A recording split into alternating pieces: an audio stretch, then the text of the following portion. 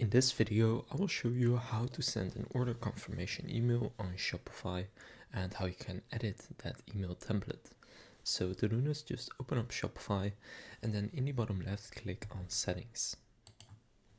From within your settings, you want to head into the notifications section right here. Then here you want to click customer notifications.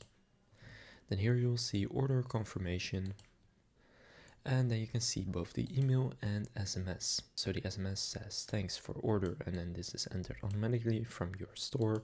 And the email looks like this, so it shows the products, the customer information and all of that. Then you can click on edit code. So if you know how to do this, you can go and edit it. But in my opinion, it already looks good, so I'll just keep it like this. And basically, when someone orders on your Shopify store, then this email is going to be sent out to them automatically, so there's nothing you need to do for that. What you can do is go back here and change the sender email if you want.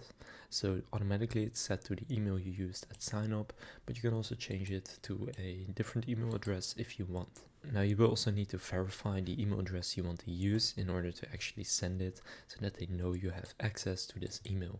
So now you know how to send an order confirmation email on Shopify.